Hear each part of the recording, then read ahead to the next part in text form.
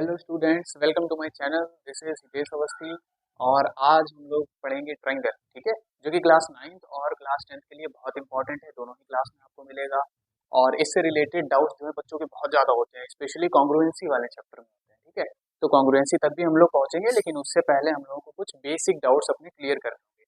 जब तक बेसिक नहीं क्लियर होगा तब तक हम लोग कॉन्ग्रुएंसी को हिला भी नहीं पाएंगे। ओके, सो अभी हम लोग बेसिक करते हैं। ट्रायंगल होता क्या है? तो ट्रायंगल सिंपली क्या होता है?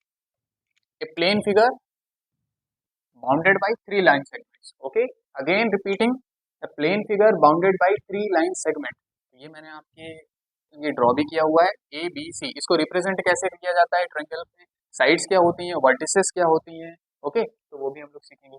तो साइड्स को हम लोग रिप्रेजेंट करते हैं, ये जैसे इनको क्या बोलते हैं, ये है वर्टिसेस। क्या है? वर्टिसेस। वर्टेक्स होता है सिंगुलर एंड वर्टिसेस होता है प्लूरल।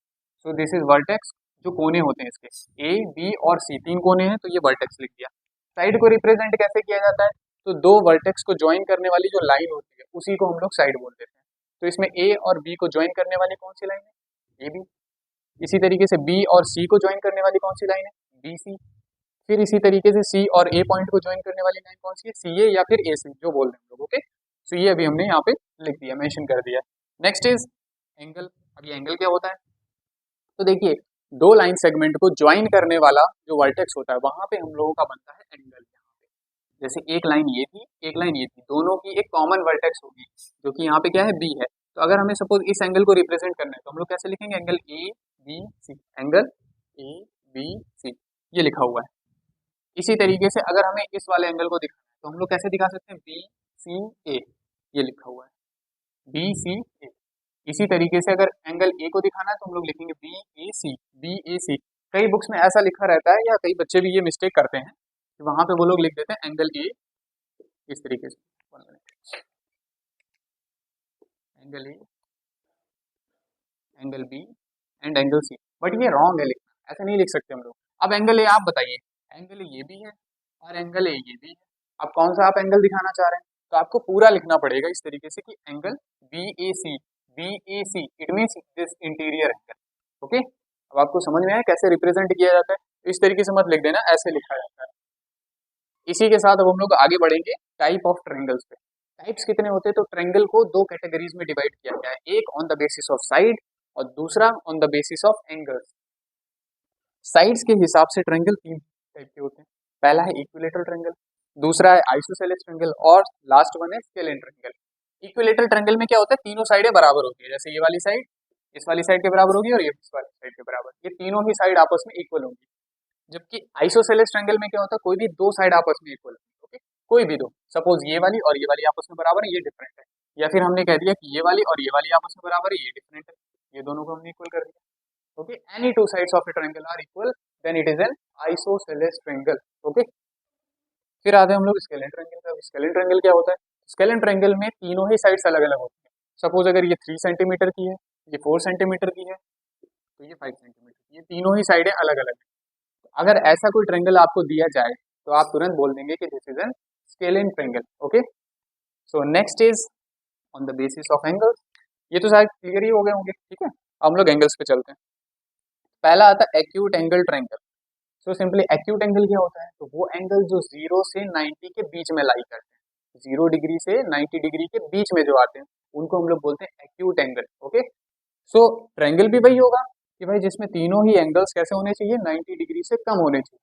0 से बड़ा, 90 से कम, फिक्स 90 भी नहीं हो सकता है। Okay, so this is an example of acute angle triangle. अगर पूछा जाए इस तरीके से एंगल आपको दिए जाए और पूछा जाए कैसा ट्रायंगल है, तो आप तुरंत बोल देंगे देखते ही कि this is an acute angle triangle. Okay, next is obtuse angle triangle. क्या होता है? तो ऑब्ट्यूस एंगल ट्रायंगल में 90 डिग्री से लार्ज होना चाहिए, कोई भी एक एंगल 90 डिग्री से ग्रेटर देन होना चाहिए, ग्रेटर देन 90 डिग्री। ओके, तो दिस इज 120, तो ये तो है ही बड़ा, तो हम लोग इसको बोल देंगे obtuse angle triangle. Next is right angle triangle. अभी राइट एंगल ट्रायंगल क्या होता है? तो ऐसा ट्रायंगल जिसमें एक एंगल 90 डिग्री का हो, जो कि इसमें दिया गया है। सो ये एग्जांपल किसका है? Right angle triangle. ओके, तो स्टूडेंट्स उसी सेक्शन में हम लोग आगे बढ़ेंगे और कुछ और ट्रायंगल से रिलेटेड इंपॉर्टेंट टर्म्स के बारे में स्टडी करेंगे। तो उसी में आता है हमारा मीडियन। ठीक है, अब ये मीडियन क्या होता है? तो मीडियन होता है किसी भी ट्रायंगल में अपोजिट वर्टेक्स से उसके अपोजिट साइड के मिड पॉइंट को ज्वाइन करने वाली लाइन, उसी को हम लोग बोलते हैं median. Median is a line segment joins mid point of a line with its opposite vertex. Okay, so मान लेते हैं हम लोग कि जो बीसी लाइन है इसका मिड पॉइंट क्या है, डी। तो इस डी को किससे ज्वाइन करेंगे हम लोग, ए से। ए क्या है, वर्टेक्स इस ट्रायंगल की, और डी है इस अपोजिट साइड का मिड पॉइंट। तो इनको ज्वाइन करने वाली लाइन ये एडी जो है ये हमारी है मीडियन। उसी तरीके से सी और एफ ये भी एक मीडियन है, बी और ई क्योंकि ये जो बी है ये अपने ही अपोजिट साइड के मिड पॉइंट मतलब ई को ज्वाइन करने का काम कर रहा है। That is why A D, B E और सी एफ ये तीनों ही इसके क्या है, मीडियंस हैं इस ट्रायंगल के। नेक्स्ट इज इसके बाद आता है हमारा एल्टीट्यूड। एल्टीट्यूड को हम लोग हाइट भी बोलते हैं। अब ये क्या होता है, तो length of a perpendicular drawn from a vertex to opposite side, किसी भी वर्टेक्स से अपोजिट साइड पे ड्रॉ किया गया परपेंडिकुलर जो होता है उसी को हम लोग बोलते हैं एल्टीट्यूड। अच्छा, अब एल्टीट्यूड और मीडियन में डिफरेंस क्या है, देखो मीडियन क्या करते हैं, इसका मिड पॉइंट को ज्वाइन करता है। जरूरी नहीं ये लाइन सीधी ही हो, ये ऐसी टेढ़ी भी जा सकती है, इधर को भी जा सकती है, कैसी भी हो सकती है, ठीक, जहां इसको मिड पॉइंट मिलेगा। बट एल्टीट्यूड हमेशा स्ट्रेट जाएगी, क्यों, क्योंकि उसे तो 90 डिग्री एंगल बनाना है अपोजिट साइड से। So that is why altitude is different from median. तो दोनों को मिक्स नहीं कर देना है आपको। कभी कभी क्या होता है, इक्विलेटर ट्रायंगल जैसे उसमें क्या होता है, दोनों ही सेम हो जाते हैं, मीडियन भी वही होता है, वही एल्टीट्यूड भी होता है, वो हम लोग आगे पढ़ेंगे। अब एक बात और है कि जहाँ पे तीनों मीडियंस मिलती हैं उस पॉइंट को हम लोग बोलते हैं सेंट्रॉइड। क्या बोलते हैं, सेंट्रॉइड। सेम उसी तरीके से एल्टीट्यूड, जहाँ पे ट्रायंगल के तीनों एल्टीट्यूड आपस में मिलते हैं इस पॉइंट पे, इसको हम लोग बोलते हैं ऑर्थो सेंटर। क्या बोलते हैं, ऑर्थो सेंटर।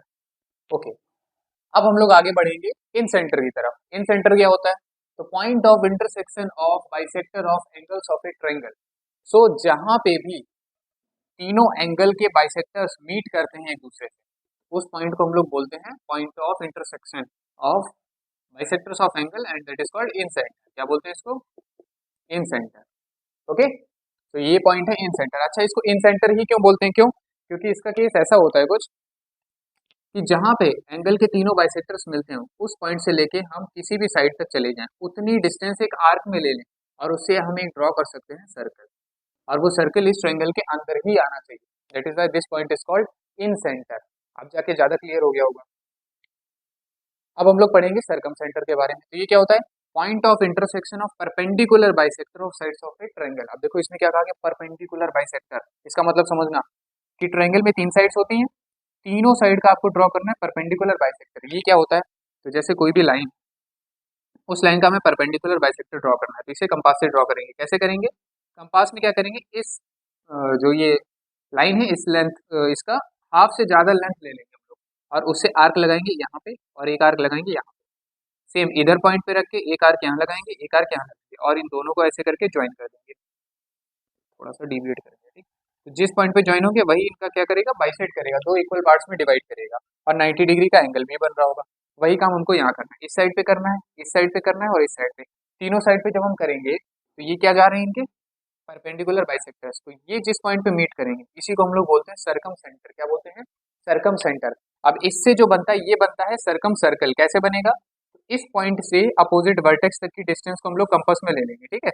अब कंपास में लेने के बाद एक सर्कल ऐसे करके हम लोग ड्रॉ कर देंगे, ये बन गया सर्कम सर्कल। क्या बन गया, सर्कम सर्कल। इसीलिए इसको कहा जाता है सर्कम सेंटर, ठीक है। तो एक बार फिर से रिपीट करेंगे, मीडियन क्या होता है, कोई भी वर्टेक्स से अपोजिट साइड के मिड पॉइंट को ज्वाइन करने वाली लाइन को हम लोग बोलते हैं मीडियन।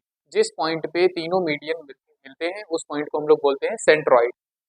एल्टीट्यूड क्या होता है, किसी भी वर्टेक्स से अपोजिट साइड्स पे डाला गया परपेंडिकुलर। तो किसी भी ट्रायंगल में तीन परपेंडिकुलर होते हैं, तीनों परपेंडिकुलर जिस पॉइंट पे मिलते हैं उसको हम लोग बोलते हैं ऑर्थो सेंटर। क्या कहते हैं, ऑर्थो सेंटर।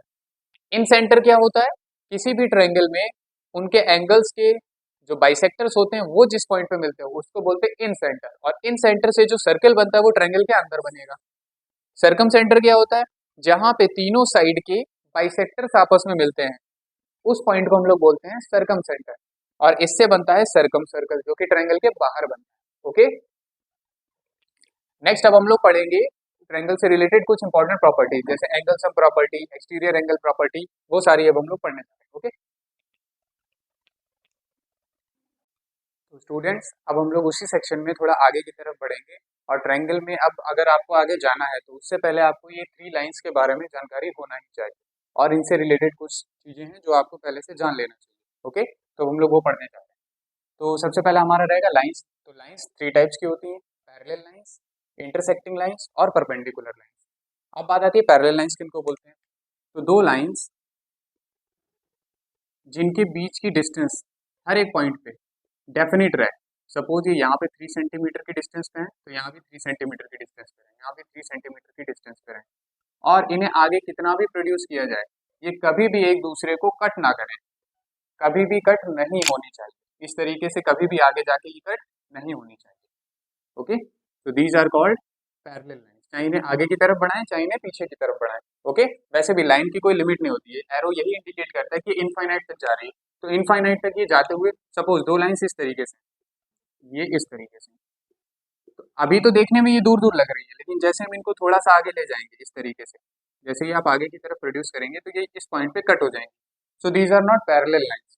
ओके, तो पैरेलल लाइंस की डेफिनेशन क्या कहती है? Those two lines which never intersect each other on producing anywhere. Okay, चाहे इन्हें आप आगे की तरफ ले जाएं, चाहे पीछे की तरफ ले जाएं, कभी भी एक दूसरे को इंटरसेक्ट नहीं करना चाहिए। उसके बाद आती है बात इंटरसेक्टिंग लाइंस की। इंटरसेक्टिंग लाइंस क्या होती हैं? ऐसी दो लाइनें जो एक दूसरे को एक डेफिनेट पॉइंट पे इंटरसेक्ट करें, कट करके जाएं। This is called point of intersection, point of intersection. Okay, so this. और परपेंडिकुलर लाइंस क्या होती हैं? परपेंडिकुलर लाइंस इंटरसेक्टिंग लाइन का ही एक टाइप होता है, जिसमें दो लाइन एक दूसरे को 90 डिग्री पर कट करती है। ये सपोज ये लाइन ए बी थी, ये एक लाइन थी सी डी, दोनों ने एक दूसरे को जिस पॉइंट पे कट किया वहां पे कौन सा एंगल बनना चाहिए? 90 डिग्री बनना चाहिए। सो ये किसका टाइप है? परपेंडिकुलर लाइंस का, परपेंडिकुलर लाइंस। ठीक है, तो ये तीनों तरीके की लाइंस आई होप आपको क्लियर हो चुकी होंगी। अब हम लोग इसी में आगे बढ़ेंगे, कुछ एंगल्स के बारे में जानकारी लेंगे कि इनसे जो एंगल फॉर्म होते हैं उनकी क्या कैटेगरीज होती हैं। ओके, तो इसके लिए अब हम लोगों को लेने होंगे दो पैरेलल लाइंस। दो पैरेलल लाइन सपोज थोड़ा टेढ़ा बन रहा होगा, बट आपको पैरेलल ही इनको मानना है। ओके, और वो लाइन जो इन दोनों पैरेलल लाइंस को कट करके जाती है उसको हम लोग बोलते हैं ट्रांसवर्सल। क्या कहते हैं? Transversal. So this is called transversal. मैं आपको मेंशन भी कर रहा हूँ, transversal, transversal line. Okay, and these are two parallel lines, these are two parallel lines. Okay, so अब इसमें कुछ एंगल्स बन रहे हैं, उनके बारे में हम लोग जानेंगे। देखिए, ये जो पैरेलल लाइन है, इस लाइन के ऊपर और ट्रांसवर्सल के सेम साइड पे ये एंगल और ये एंगल, इन दोनों एंगल्स को हम लोग क्या कहेंगे? ये दोनों एंगल्स को करेस्पॉन्डिंग एंगल्स, करेस्पॉन्डिंग एंगल्स, और इनका मेजर सेम होगा। Suppose if this is 120 degree, then this will also be 120 degree. Okay, ये दोनों सेम हो गए। इसी तरीके से और कहाँ कहाँ पे करेस्पॉन्डिंग मिलेगा आपको? ये पेयर, इसको भी हम लोग बोलेंगे करेस्पॉन्डिंग एंगल। ओके, ये दोनों भी कैसे होंगे? करेस्पॉन्डिंग एंगल होंगे, ये और ये। उसके बाद में और भी जानते हैं, एक अलग बना लेते हैं। इसमें ये वाला पेयर और ये वाला पेयर, मतलब दोनों देखिए आप पैरेलल लाइंस के जस्ट नीचे एक ही साइड के, सेम साइड ऑन ट्रांसवर्सल होनी चाहिए। तो ये एंगल भी कैसे हैं? Corresponding angles. ये सब करेस्पॉन्डिंग ही है और इनका मेजर सेम ही होगा। ओके, करेस्पॉन्डिंग एंगल्स ये भी हैं, ये भी हैं और ये भी हैं, उसी तरीके से ये भी, ये और ये दोनों भी करेस्पॉन्डिंग ही करेंगे। ओके, ठीक है, तो अब आपको करेस्पॉन्डिंग एंगल्स क्लियर हो चुका है। नेक्स्ट हम लोग पढ़ेंगे alternate interior and alternate exterior angle क्या होता है। So alternate interior and exterior angle के लिए भी फिर से हमें दो पैरेलल लाइन कंस्ट्रक्ट करनी पड़ेगी। These are two parallel lines, और ठीक वही ट्रांसवर्सल। तो अब इसमें पढ़ेंगे हम लोग अल्टरनेट इंटीरियर एंगल। अब जैसे नाम में ही आ रहा इंटीरियर, तो इंटीरियर मतलब पैरेलल लाइन के अंदर होगा, इधर साइड और इसके अंदर साइड। और अल्टरनेट का मतलब इस ट्रांसवर्सल के अपोजिट साइड, एक अगर इधर लेंगे तो दूसरा वाला इधर होना चाहिए। तो ये दोनों कैसे हैं? अल्टरनेट, अल्टरनेट इंटीरियर एंगल्स, और इनका मेजर सेम होगा। सपोज अगर ये 60 डिग्री है तो ये भी 60 डिग्री ही होगा। ओके, ऐसे ही और भी बनेंगे। एक पेयर ये भी बन रहा है, ये वाला और ये वाला।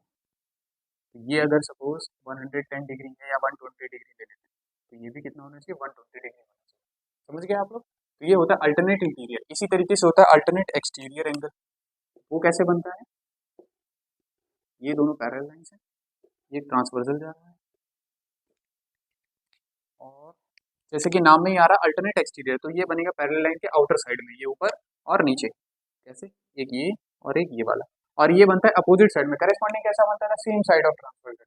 ये ट्रांसवर्सल के अपोजिट साइड बन रहा है, एक इधर बनेगा तो दूसरा इधर साइड बनेगा। तो ये दोनों किसके एग्जांपल है? अल्टरनेट। देखिए है तो ये भी अल्टरनेट, एक इधर अल्टरनेट एक्सटीरियर, बस ये क्या है, पैरेलल लाइंस के आउटर डायरेक्शन में, तो एक्सटीरियर, अल्टरनेट एक्सटीरियर। तो if this is 120 then this will also be 120 degree. ठीक है, तो अभी क्वेश्चन जो हम लोग करेंगे ना आगे, तो उन सब में सबका यूज आएगा, इसीलिए ये सब हम लोग अभी पढ़ रहे हैं। तो अल्टरनेट वाला भी क्लियर हो गया। अब इसके बाद एक और बचता है आपका, वो भी समझ लीजिए, वर्टिकली अपोजिट एंगल। फटाफट वो भी समझेंगे अब हम लोग। इसको हटा देते हैं। अच्छा, वर्टिकली अपोजिट एंगल के लिए हमको पैरेलल लाइन की जरूरत नहीं पड़ती है, उसमें हमको चाहिए इंटरसेक्टिंग लाइंस। जब दो लाइन इस तरीके से क्रॉस बनाती है, एक पॉइंट ऑफ इंटरसेक्शन जब होता है उनका, वहां पे बनता है vertically opposite angle. Suppose these lines are A B and C D. यहाँ पे क्या करेंगे हम लोग, जहाँ पे क्रॉस बन रहा है, यहाँ पे एक एंगल ये बन रहा है, एक एंगल ये बन रहा है, इन दोनों एंगल का मेजरमेंट सेम होगा। और किस प्रॉपर्टी से होगा कि ये दोनों ही कैसे हैं, ये वाला एंड ये वाला, ये दोनों ही है हमारे vertically opposite angle, vertically opposite angles. Okay, जैसे कि ये दोनों हैं सेम, उसी तरीके से ये जो पेयर बन रहा है, ये वाला, ये ये भी सेम है। ये भी किसका कैटेगरी है? ये भी है आपका वर्टिकली ऑपोजिट एंगल्स। ठीक है, तो अब आप लोगों को कौन कौन से क्लियर हो गए? सबसे पहले हम लोगों ने कौन सा पढ़ा था इसमें? Corresponding angles, corresponding angles. दूसरा हम लोगों ने पढ़ा था अल्टरनेट इंटीरियर एंगल्स, शॉर्ट में लिखे दे रहा हूँ मैं। और तीसरा हम लोगों ने पढ़ा था अल्टरनेट एक्सटीरियर एंगल्स। और लास्ट में हम लोगों ने कौन सा पढ़ा? Correspond sorry vertically opposite, vertically opposite angles. Okay, तो ये चारों चीजें आपको क्लियर हुई। ये लाइंस के बारे में पता चला, तो पहले लाइंस के बारे में हमने सीखा, और फिर उसके बाद में एंगल्स कैसे कैसे बनते हैं उनके बारे में सीखा। अब हम लोग वापस ट्रायंगल पे ही आ जाएंगे, कुछ ट्रायंगल की और भी प्रॉपर्टीज रह गई हैं, उनको भी हम लोग कवर अप करेंगे। ठीक है, ओके स्टूडेंट्स, तो अब हम लोग आगे पढ़ेंगे कॉम्प्लीमेंट्री एंगल्स, सप्लीमेंट्री एंगल्स क्या होते हैं, और लीनियर पेयर क्या होता है। इन तीन चीजों के बारे में पढ़ने जा रहे हैं। तो first of all complementary angles, complementary angles, ये इसकी डेफिनेशन क्या कहती है? The sum of those two angles which is equal to 90 degree are called complementary angles, are called complementary angles। मतलब जैसे कि ये एक मैंने फिगर बनाया हुआ है, इसमें सपोज ये अगर 40 डिग्री है, ओके, तो ये कितना होगा? 50 डिग्री होगा। और अगर हम दोनों को ऐड करें 40 प्लस 50, तो what we will get 90 degree. Okay, तो ये ही है कॉम्प्लीमेंट्री एंगल्स। तो कोई भी दो एंगल्स जिनको प्लस करने पर 90 डिग्री मिल जाता है, उनको हम लोग बोलते हैं कॉम्प्लीमेंट्री एंगल्स। अब आप लोग जरा बताएंगे हमको, एक एंगल मैं आपको देता हूँ, suppose one is 50 degree, then find the complement, find its complement. तो इसका कॉम्प्लीमेंट क्या होगा? एक ऐसे एंगल है 60 डिग्री, तो इसका भी हमें बताना है कॉम्प्लीमेंट। तो कॉम्प्लीमेंट कैसे निकालते हैं हम लोग? क्वेश्चन में आगे एक्सरसाइज में आपको पूछा जाएगा कि कॉम्प्लीमेंट बताइए, कोई भी एंगल दे देंगे ऐसे ही, और उसमें पूछेंगे कॉम्प्लीमेंट बताइए क्या होता है। तो कैसे निकालेंगे हम लोग? सो सिंपली कॉम्प्लीमेंट के लिए क्या करेंगे हम लोग यहाँ पे लिखेंगे कॉम्प्लीमेंट ऑफ 50 डिग्री पूछा गया है ना हमसे, तो complement of 50 degree is equal to 90 degree minus 50 degree.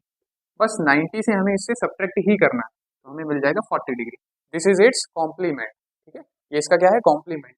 उसी तरीके से 60 का पूछा है, तो again complement of 60 degree is equal to 90 minus 60 degree, and again what we get 30 degree. बहुत सिंपल सा है कॉम्प्लीमेंट्री। ठीक है, तो कॉम्प्लीमेंट्री एंगल में कोई भी दो एंगल हो, उनका सम कितना होना चाहिए? 90 ही होना चाहिए, फिक्स है, ना उससे कम ना उससे ज्यादा। और कोई भी एक एंगल आपको दिया जाए, कॉम्प्लीमेंट निकालने को पूछ दिया जाए, तो आपको सिंपली उसको 90 से सब्ट्रैक्ट कर देना है, और आपको क्या मिल जाएगा? उसका कॉम्प्लीमेंट। ओके, नेक्स्ट अब हम लोग इसी सेक्शन में आगे बढ़ेंगे और पढ़ेंगे सप्लीमेंट्री एंगल्स क्या होते हैं। तो जैसा कि हम लोगों ने पढ़ा था, कॉम्प्लीमेंट्री में क्या होता था दोनों एंगल का सम कितना होना चाहिए था? 90 डिग्री होना चाहिए। बट सप्लीमेंट्री ये कहता है कि दोनों एंगल का सम 180 डिग्री होना चाहिए। तो हम लोग इसको भी अंडरस्टैंड करते हैं। भाई स्ट्रेट लाइन क्या रिप्रेजेंट करती है? 180 डिग्री। यहाँ पे कोई भी एक एंगल ऐसे जा रहा है, सपोज दिस इज 60 डिग्री, तो ये कितना होगा? 120 डिग्री। अब यहाँ पे अगर हम देखें तो 120 डिग्री प्लस 60 डिग्री, इन दोनों को अगर हम ऐड करें तो हमें क्या मिल रहा है? 180 डिग्री मिल रहा है। So these are two supplementary angle, ये और ये कैसे एंगल कहे जाएंगे? सप्लीमेंट्री एंगल्स कहे जाएंगे। उसके बाद में अगर हम लोग एक आधे क्वेश्चन की तरफ देख लेते हैं। सपोज हम लोग को एंगल दिया है, एक एंगल है 110 डिग्री, पूछ दिया इसका सप्लीमेंट बताइए। जैसे पिछले वाले में कॉम्प्लीमेंट पूछ देते थे, अब पूछ रहे सप्लीमेंट बताइए इसका। कैसे निकालेंगे? सिंपल वही तरीका, सप्लीमेंट ऑफ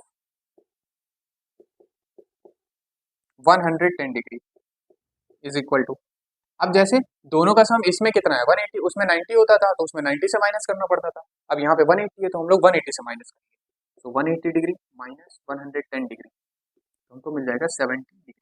ओके, तो ये आ गया 70 डिग्री इसका सप्लीमेंट। ऐसे एक और अगर क्वेश्चन लेते हैं हम लोग, सपोज एक में हमको दे दिया 75 डिग्री, अब हमसे पूछ दिया इसका सप्लीमेंट बताइए क्या होगा? Supplement equal to question mark. कैसे निकालेंगे हम लोग? फिर से वही सप्लीमेंट ऑफ 75 का पूछा है तो यहाँ लिख देंगे 75, उसके बाद अगेन 180 से 75 माइनस कर देंगे, और माइनस करना तो आता ही होगा, ठीक है। तो 180 से जब 75 माइनस करेंगे तो कितना आ जाएगा? 105 डिग्री। क्लियर है? तो ये हो गया सप्लीमेंट। तो कॉम्प्लीमेंट्री सप्लीमेंट्री दोनों आ गया समझ में अच्छे से, ठीक है। उसके बाद इसी के साथ हम लोग बात कर लेते हैं लीनियर पेयर। लीनियर पेयर क्या होता है? तो ये भी यही बताता है, जब भी कोई दो एंगल इस तरीके से बन रहे होंगे कि उनको जोड़ने पर एक स्ट्रेट लाइन हमें जब मिले तो हम उसको बोल देते हैं लीनियर पेयर। क्या बोल देते हैं हम लोग? Linear pair. तो ये दोनों कैसे हैं एंगल्स? एक एंगल ये बन रहा है, एक एंगल ये बन रहा है, लेकिन जब हम इन दोनों कंबाइन कर देते हैं तो ये कितना बन रहा है? 180। तो these two angles are called linear pair. इन्हें लीनियर पेयर कहा जाता है। क्यों? क्योंकि ये ऐसे पेयर हैं जिनको जोड़ने पर एक सीधी स्ट्रेट लाइन हमको मिल जाएगी, और स्ट्रेट लाइन तो 180 डिग्री की होती है। तो सप्लीमेंट्री और लीनियर पेयर में इतना सा ही क्या कह लो सिमिलरिटी है या डिफरेंस है, ठीक है। कोई डिफरेंस नहीं है, सेम ही है दोनों चीजें। बट सप्लीमेंट्री में जब भी ऐसे करके क्वेश्चन आएगा तो आपको सप्लीमेंट पूछा जाएगा, कॉम्प्लीमेंट्री में आएगा तो कॉम्प्लीमेंट पूछा जाएगा। ओके, ये लीनियर पेयर आपका जब आप ट्रायंगल की क्वेश्चन सॉल्व करेंगे तो उसमें प्रॉपर्टी आपको लिखनी पड़ेगी, मेंशन करनी पड़ेगी कि ये 180 की प्रॉपर्टी लग रही है तो ये किस प्रॉपर्टी से लग रहा है? लीनियर पेयर की प्रॉपर्टी लग रही है। ओके, तो ठीक है, अब आपका बेसिक जो है खत्म होता है। अब इसके बाद केवल दो थ्योरम्स और हैं, तो हम लोग उन दो थ्योरम्स को पढ़ लेंगे, उसके बाद सीधे एक्सरसाइज पे चलेंगे। ओके ओके स्टूडेंट्स, तो जैसा कि हम लोग आगे की बात करेंगे, दो थ्योरम जानेंगे। ये थ्योरम नंबर 1 है, theorem number first, theorem number 1 ये क्या कहती है? Sum of all angles of a triangle is 180 degree. Triangle में जो तीनों एंगल होते हैं, जैसे कि इसमें ये बनता है angle A, angle B and angle C, इन तीनों का सम कितना होता है? 180 डिग्री। हम लोगों को यही इसमें प्रूव करना है कि ये 180 डिग्री कैसे बनता है, ठीक है। बहुत इंपॉर्टेंट थ्योरम है, तो बड़े ध्यान से देखेंगे हम लोग। इसका हम लोग सबसे पहले नाम दे देते हैं इसको 1 2 और 3, इजी रहेगा लिखते के टाइम, ठीक है। तो लिखते टाइम इजी रहेगा, तो और हमें अलग से इसमें कंस्ट्रक्शन करना पड़ेगा एक पैरेलल लाइन। किसके पैरेलल होनी चाहिए ये वाली लाइन? इस बीसी के पैरेलल होनी चाहिए। इसको भी कुछ नाम दे देते हैं, सपोज डीई दे दिया। क्या नेम दे दिया? डी। ओके, अच्छा अब इसकी शुरुआत कैसे करेंगे? तो सबसे पहले हम लोग को लिखना पड़ता है गिवन, हमें दिया क्या गया था? तो हमें कुछ भी नहीं दिया गया था। हमें क्या दिया गया था? केवल एक ट्रायंगल दिया गया था, ट्रायंगल ए बी। ये ट्रायंगल पकड़ा दिया, क्या दिया? प्रूव करो। कैसे करें भाई? तो सबसे पहले हमें गिवन लिख दिया हमने, उसके बाद हमें टू प्रूव, प्रूव करना क्या है ये तो पता होना चाहिए ना। टू प्रूव क्या है? एंगल 1 2 और 3, इन तीनों का सम कितना प्रूव करना है हमको? 180। इसी स्टेटमेंट को हमने मैथमेटिकल फॉर्म दे दिया। ओके, और कुछ नहीं किया अभी तक। अब हम प्रूफ करेंगे, लेकिन प्रूफ से पहले हमें हमें हमने क्या किया? अभी कंस्ट्रक्शन किया, तो वहां पे लिखेंगे कंस्ट्रक्शन। ओके, तो construction is very important for this. Construction में क्या किया? Draw a line, draw a line, किस line? D A, D A E parallel to B C.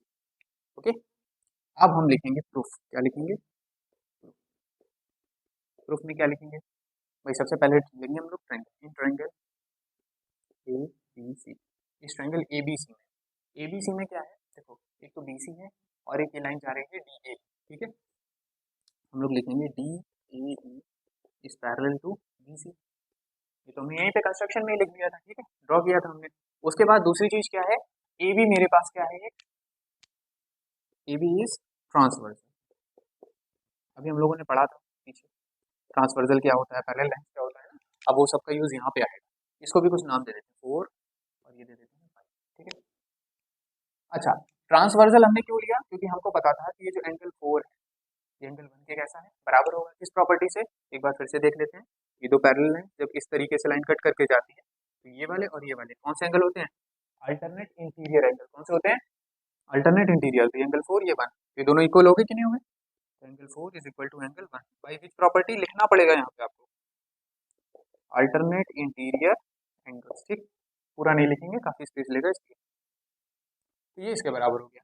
Next चीज की बात करेंगे हम लोग, जब एसी को ट्रांसवर्सल लेंगे, जब एसी इज ट्रांसवर्सल।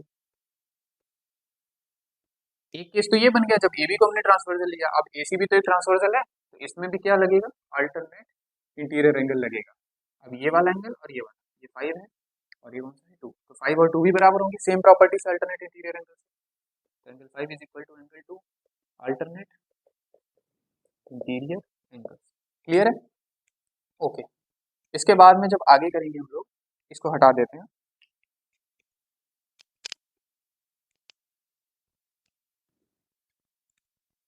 ओके, तो हम लोगों ने यहाँ तक लिख लिया, angle 4 is equal to angle 1, angle 5 is equal to angle 2। अब उसके बाद क्या करेंगे, D A E is a straight line, since D A is a straight line. Straight line की क्या प्रॉपर्टी होती है, तीनों एंगल का सम कितना होना चाहिए, 180 होना चाहिए। This is angle 4 plus angle 3 plus angle 5, 180 degree. और हम लोग जानते हैं, इसको इक्वेशन दे देते हैं, from equation 1 from equation number 2, from equation number 1 and equation number 2। Equation 1 और 2 से क्या मिलता है कि 4 की जगह पे हम 1 लिख सकते हैं, 5 की जगह पे हम 2 लिख सकते हैं। तो हम क्या लिखेंगे यहाँ पे, 4 की जगह पे लिख देंगे 1, 3 को 3 रहने देते हैं, 5 की जगह पे 2 लिख दिया, इज इक्वल टू कितना आता है 180 डिग्री। क्या देखिए 1 2 3, क्या यही प्रूव करना था, 1 2 3 is equal to 180 degree, prove कर दिया हमने, ठीक है, हेंस प्रूव्ड हो चुका है। तो नीचे हम लोग ये लाइन डाल देते हैं, hence proved. Okay, so theorem 1 आपकी ये कंप्लीट होती है। अब इसमें आपको आई होप कोई इसमें डाउट तो नहीं रहा होगा, ठीक है, क्योंकि ये सारी चीजें तो हम लोग पहले ही पढ़ चुके थे कि अल्टरनेट इंटीरियर एंगल क्या होता है, वर्टिकली अपोजिट क्या होता है, पैरेलल लाइंस क्या होती है, ट्रांसवर्सल क्या होती है, सारी चीजें पता ही थी हम लोगों को, ठीक है। तो बड़ी आसानी से हम लोगों ने ये प्रूविंग कर ली। अब इसके बाद आएगा थ्योरम नंबर 2, वो है एक्सटीरियर एंगल प्रॉपर्टी, ट्रायंगल की ही है, उसको अब हम लोग देखेंगे।